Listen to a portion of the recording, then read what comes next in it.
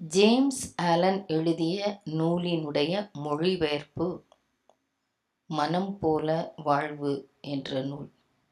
இதை மொழிபெயர்த்தவர் வ.உ. சிதம்பரம் பிள்ளை.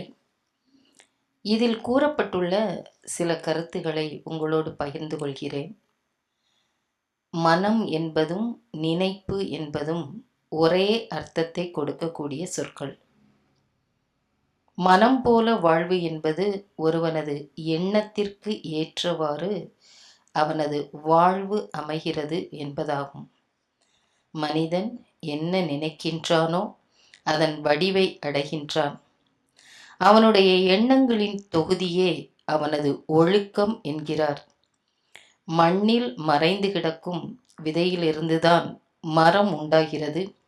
அதுபோல மனிதனின் உள்ளத்தில் மறைந்து கிடக்கும் எண்ணங்களிலிருந்து அவனது ஒவ்வொரு செயலும் உருவாகின்றது. செயல்கள் எண்ணங்களின் மலர்கள், இன்பமும் துன்பமும் அதன் கனிகள் என்கிறார். ஒரு அறைக்குள்ள காற்றமும் வெளிச்சமும் இருக்கணும்.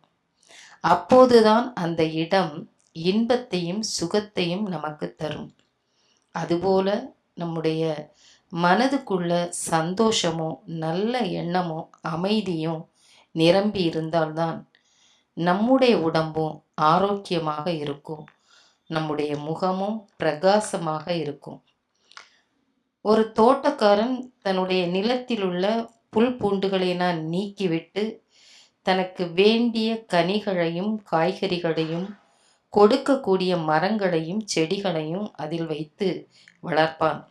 அதுபோலதான் மனிதன் தன் மனதிலுள்ள குற்ற நினைப்புகளும் பயனற்ற நினைப்புகளும் அசுத்த நினைப்புகளுமாகிய புல் பூண்டுகளை நீக்கி ஆரோக்கியமும் செல்வமும் வலிமையும் தரவல்ல நல்ல எண்ணங்களாகிய செடிகளையும் மரங்களையும் வளர்த்து கொள்வான் என்கிறார் ஆசிரியர். நன்றி.